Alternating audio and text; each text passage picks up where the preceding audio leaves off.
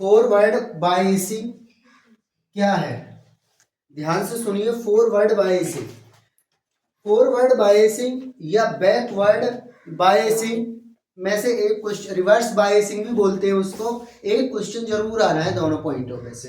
तो सबसे पहले हम समझेंगे फॉरवर्ड बायसिंग। ध्यान से सुनिए भाई, हमारे पास है ये डायोड, क्या है ये डायोड, और बीच में क्या है इसके बेनीथ है डिफ्लेक्शन रीजन, ये है इसका डिफ्लेशन रीजन, ये डिफ्लेशन रीजन है। ध्यान से सुनना भाई, जैसे ही हमने फॉरवर्ड बायसिंग कर रहे हैं हम, तो उसमें हम क्या देखते हैं कि पी रीजन को बैटरी के पॉजिटिव टर्मिनल से if we connect P side to the positive terminal of the battery and N region to the negative terminal of battery, this arrangement is known as the forward bias. अब student ये topic मात्र इतना सा नहीं है, ध्यान से सुनना, इससे होगा क्या। You know about that in P region the majority number of holes, whereas N region the majority number of N मतलब इलेक्ट्रॉन्स।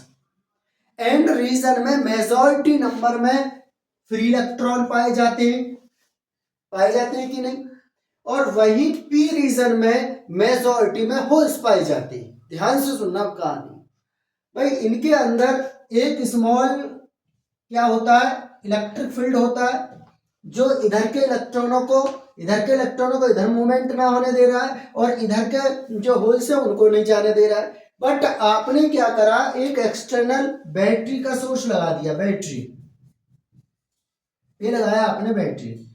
अब जब आपने बैटरी कनेक्ट करते हो तो इसमें सुनिए, इसका पॉजिटिव टर्मिनल है, किससे कनेक्ट है, पी रीजन से, इसका नेगेटिव टर्मिनल कनेक्ट है एन रीजन से। होगा क्या, क्योंकि इन पर है पॉजिटिव चार्ज, किस पर, होल पर। जो होल होते हैं वो कैसे होते हैं, पॉजिटिवली चार्ज। जब होल पॉजिटिवली चार्ज होंगे तो क्या करेगा, ये रिपल्सन करेगा, कौन, बैटरी का पॉजिटिव पोल। नया समझ भाई, पॉजिटिव ये टर्मिनल और पॉजिटिव होल, तो उस केस में क्या होगा कि ये इधर की ओर मूवमेंट स्टार्ट कर देंगे, ना होने लगेगा मूवमेंट, इधर की ओर होने लगेगा, किसका, होल्स का, लाइक दिस। ये नेगेटिव टर्मिनल है बैटरी का, और इलेक्ट्रॉन पर भी कैसा चार्ज है, नेगेटिव चार्ज। तो इलेक्ट्रॉन, क्योंकि इसका नेगेटिव और इसका नेगेटिव, तो क्या करेगा, रिपल्सन। दोबारा समझो, जैसे हमने पॉजिटिव टर्मिनल बैटरी का कनेक्ट करा टू द पी रीजन से, और नेगेटिव टर्मिनल कनेक्ट करा एन रीजन से।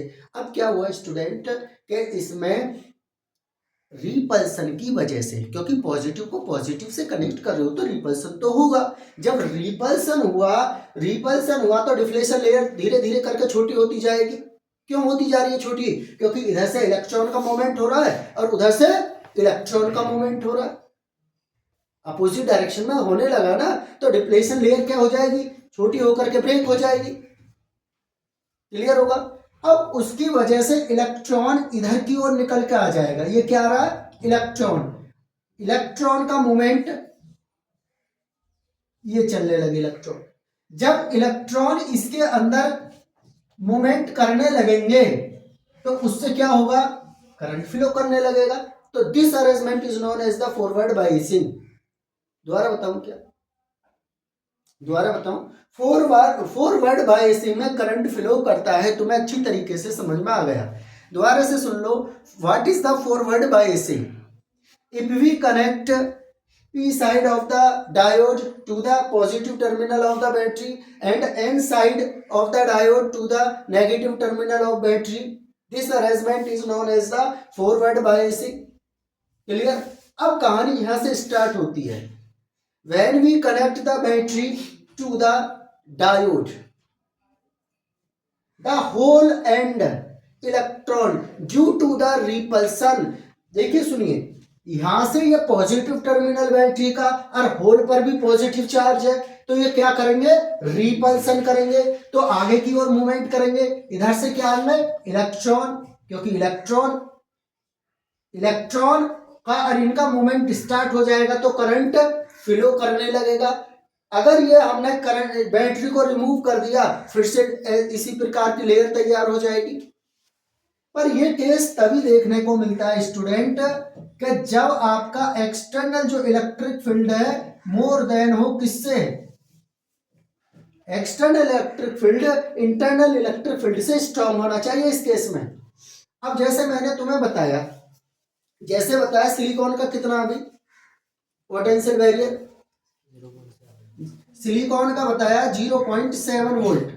अगर तुमने बैटरी 0.7 से नीचे लगा दी तो बैरियर टूट ही नहीं पाएगा, नारा समझ भाई। इससे हायर वोल्टेज की बैटरी 1 वोल्ट की लगा दी तो आराम से डिफ्लेशन लेयर टूट जाएगी और करंट का फ्लो होने लगेगा। दोबारा से बताऊं, समझ में आ गया केस फॉरवर्ड बायसिंग में क्या होता है, इसका वर्किंग पूछा जाएगा। जैसे ही हम इन दोनों को कनेक्ट करेंगे तो ड्यू टू द रिपल्सन, इसके रिपल्सन की वजह से जो प्रेजेंट है किसमें होल जो प्रेजेंट है वो रिपल्सन की वजह से आगे की ओर मूवमेंट करेंगे, उधर नेगेटिव की वजह से इलेक्ट्रॉन आगे की ओर मूवमेंट करेंगे। अगर इनका मूवमेंट होना स्टार्ट हो जाए तो करंट तो फ्लो करेगी ना इस कंडीशन में। समझ में आ गया सभी के, नहीं आया हो तो दोबारा पूछ लो। लिखिए